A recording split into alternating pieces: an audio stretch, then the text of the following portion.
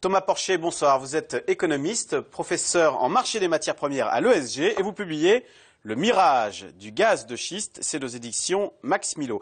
Alors c'est très important parce qu'on nous explique qu'avec ces nouveaux gaz et pétrole de schiste, on nous explique qu'il n'y a plus de pénurie. C'est le patron de Total, Christophe de Margerie, qui dit mais du pétrole, il y en a pour 100 ans et du gaz pour encore plus longtemps.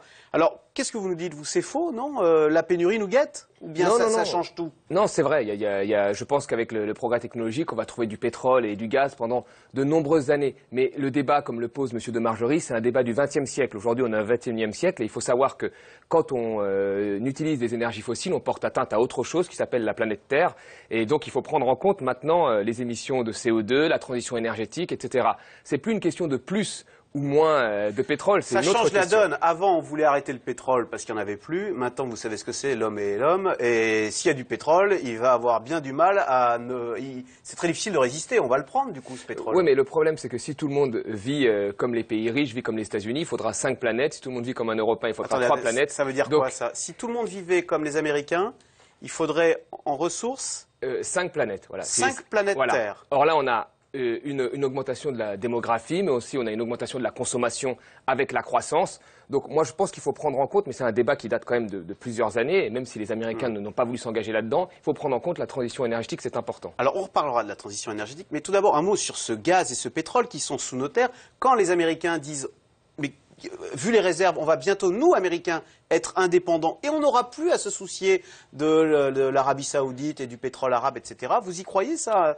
Et peut-être un jour, nous aussi, nous pourrions être indépendants sur l'énergie? C'est faux. C'est ce qu'avance l'Agence internationale de l'énergie.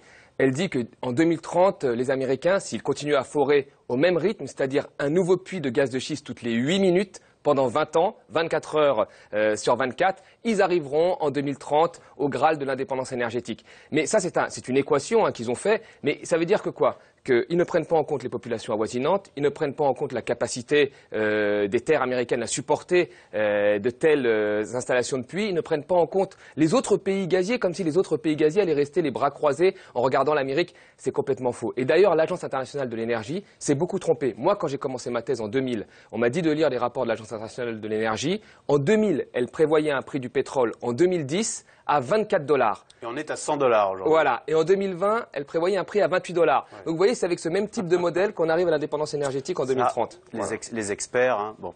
Alors, en tous les cas, il y en a un qui est très ferme et qui a une position, on va dire, dogmatique, enfin, qu'on peut juger de dogmatique. C'est le gouvernement français qui a dit, mais le gaz de schiste, je ne veux même pas regarder, je ne veux même pas savoir ce que nous avons. Alors, et c'est ce que regrette Louis Gallois, on va l'entendre. Louis Gallois, c'est l'auteur de ce fameux rapport Gallois sur la compétitivité. Et il dit, il faudrait quand même au moins regarder ce qu'il y a sous nos pieds. On va écouter Louis Gallois, c'était en novembre dernier, lors de la publication de son rapport.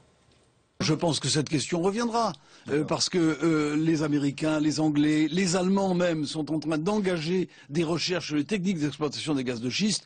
Je pense que c'est l'occasion de lancer un programme d'Européens dans ce domaine. Pourquoi on ne s'associe pas aux Allemands pour demander à l'Europe un programme de recherche sur les techniques d'exploitation des gaz de schiste? Ça me paraît très raisonnable. Et c'est vrai qu'en France, on a des champions de l'extraction pétrolière. On peut imaginer que nous soyons capables de mettre au point une technique pour récupérer de façon propre ce gaz de schiste. Pourquoi ne pas tenter notre chance? Alors déjà, première chose, dans le petit extrait qu'on a vu, M. Gallois se trompe sur une chose, parce qu'il dit les États-Unis, l'Allemagne, l'Angleterre, tout le monde y va. En réalité, c'est pas comme ça que ça se passe. Les États-Unis y vont, et il y a d'autres pays qui suivent. Voilà, les États-Unis, c'est la première puissance, c'est engagé là-dedans, les autres suivent. C'est un peu pareil pour les accords de Kyoto, les États-Unis se retirent, tout le monde se retire. Nous, on a eu le courage de dire qu'on ne voulait pas des gaz de schiste parce que la technique de fracturation hydraulique n'était pas sûre. Mais c'est aussi parce qu'au niveau des gains économiques, et c'est ce que je démontre dans mon livre, ils ne sont pas aussi élevés que ce qu'on nous annonce. Il y a beaucoup de Français qui se sont laissés séduire par le potentiel économique du gaz de schiste et ils font une grave erreur parce que les lobbies ont fait en sorte que les débats ce soit soi-disant une balance entre des gains économiques assurés et de court terme et des possibles... Je vais vous en donner deux, moi, de gains économiques. Il y a eu 600 000 emplois de créés aux États-Unis. Si on considère que l'économie américaine, c'est 6 fois nous, ça voudrait dire qu'en France, on pourrait créer 100 000 emplois. C'est une vérité, il y a eu 600 000 emplois de créés pour 500 000 puits forés. Ça veut dire un emploi par puits foré. Voilà. Si en France, on veut créer 100 000 emplois, il faudra forer dans les 6 prochaines années 90 000 puits, c'est-à-dire 30 nouveaux puits par jour. Et vous dites on va défigurer le Larzac, l'Auvergne, avec ces puits, plus la pollution. Déjà, on n'est même pas sûr que le territoire puisse le supporter. Et deuxièmement, on va probablement défigurer la France et les populations avoisinantes vont subir une baisse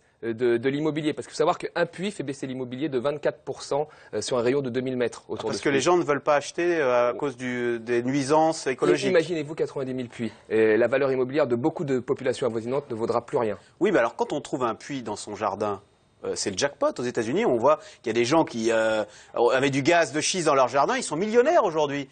Donc il y a peut-être des gens qui vont vouloir faire ça en France. Alors en France, c'est impossible parce que le sous-sol n'appartient pas aux propriétaires, il appartient à l'État.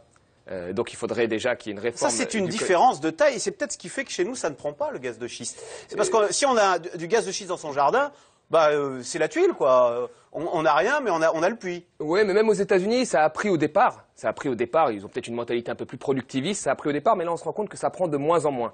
Que même quand on offre une redevance à des propriétaires, ils refusent parfois l'installation du gaz de schiste. Donc c'est un élément parmi tant d'autres, mais ce n'est pas l'unique élément qui ferait en sorte qu'on accepterait le gaz de schiste en France. Alors vous me parliez, vous sembliez douter des gains économiques. Il n'empêche, tout le monde dit que l'Amérique redémarre, et c'est vrai, ils ont une croissance bien plus forte que nous, grâce à la chute du prix de l'énergie, le prix du gaz a été divisé par 3 aux États-Unis. Nous, on aimerait bien en France avoir une note de gaz divisée par 3. Oui, il a été divisé par 3, mais tout le monde s'accorde à dire qu'il y a une bulle. C'est pas moi qui le dis, hein, c'est le patron d'ExxonMobil de chez Zapic, qui est un opérateur du gaz de schiste. Aujourd'hui, ça ne durera pas. Bah oui, on a un prix à 3 $ aux États-Unis, mais tout le monde, les analystes disent maintenant qu'il faudrait qu'il soit à 5 $, les pétroliers disent qu'il faudrait à 7-8 $, ce qui revient au prix européen. Donc le gaz de schiste, on le laisse sous nos pieds et on n'en fait rien. On tente la transition énergétique. Si on loupe, alors, nos enfants, tout le monde dit qu'on laisse à nos enfants une dette. Et là, on leur laisse un cadeau. Du gaz de schiste. Non exploité. Voilà, non exploité, ils l'exploiteront s'ils le veulent. C'est ce que fait l'OPEP en produisant par quota. Il laisse à ses générations futures des réserves de pétrole. Nous, on fera la même chose. La transition énergétique, ce sont les Allemands qui sont les plus avancés. Donc ils font du solaire, de l'éolien, beaucoup. Résultat, ils paient l'électricité quasiment 2 fois plus cher que nous. C'est ça votre solution, c'est quand même de nous multiplier par 2 notre facture d'électricité. Mais même en utilisant le gaz de schiste aux États-Unis, là ça a baissé provisoirement. Depuis 2 ans, ça a baissé à un rythme effréné de forage. Un puits toutes les 8 minutes, il faut le rappeler. Et tout le monde dit que cette bulle va exploser. Les prix de l'énergie, quels qu'ils soient, sont orientés structurellement à la hausse. Donc il faut changer notre façon de vivre. Et ça, c'est la transition énergétique. Le nucléaire, la Turquie vient de nous commander 4 réacteurs nucléaires. Bonne, mauvaise décision, ça émet pas de CO2, on sait, le nucléaire. Alors, tout est une question de proportion. En France, on a quand même quasiment 50% de notre énergie. Pour nous, Français, dans ce débat énergétique, que de pouvoir exporter notre savoir-faire en matière nucléaire. C'est clair qu'on a un bon savoir-faire sur le nucléaire, puisqu'on est les seuls pays à avoir une proportion de centrales nucléaires aussi élevée par rapport à habitants. Ouais. Donc, on a choisi le nucléaire, donc c'est nous qui sommes les plus... Mais pour nous, c'est un peu comme le diesel. 80% de consommation de diesel, c'est trop. 50% d'énergie qui proviennent du nucléaire, c'est beaucoup trop. Voilà. Vous critiquez dans ce livre l'égoïsme des Américains, vous en parliez, qui pollue, enfin c'est 5 fois la planète Terre, hein, si tout le monde vivait comme les Américains, il faudrait. Mais le premier émetteur mondial de CO2, c'est la Chine, et la Chine n'en est qu'au début de son développement. Ouais. Est-ce que c'est pas ça le vrai souci écologique du XXIe siècle? Il faut regarder, je pense, les émissions de tonnes de CO2 par habitant. Justement, c'est effrayant parce que la Chine, ils sont encore très bas. Oui, ils sont encore très bas, exactement. Mais regardez l'exemple dans les accords de Kyoto. Quand on a décidé pour la première fois toute la Terre de lutter pour le climat, pour les générations futures, le pays, la première puissance mondiale, a refusé de le faire. Quel signal elle a envoyé aux autres pays? On l'a bien vu, tous les pays se sont retirés. L'Australie s'est retirée, le Canada s'est retiré. Il n'y a que l'Europe qui est exemplaire là-dessus. Alors beaucoup de gens vont dire oui, l'Europe court avec des sacs de sable, elle compromet sa compétitivité en tentant la transition énergétique. C'est faux, parce que si l'Europe avait refusé de s'engager dans ce débat, il n'y en aurait plus de débat. Ce serait le simple déni du climat, comme c'est le cas aux États-Unis. Voilà, merci beaucoup Thomas Porcher, économiste, et donc vous publiez ce livre, Le mirage du gaz de schiste chez Max Milo. Je rappelle que vous êtes professeur en marché des matières premières à l'ESG. Merci. Restez avec nous tout de suite. Yves Calvi, c'est dans l'air, qui revient sur l'immobilier. Pourquoi les prix sont-ils beaucoup plus élevés en France qu'ailleurs? Qu'est-ce que le mal logement? Que penser du plan Duflot en matière d'urbanisme? Comment et où vivrons-nous demain? C'est tout de suite, c'est dans l'air. Yves Calvi.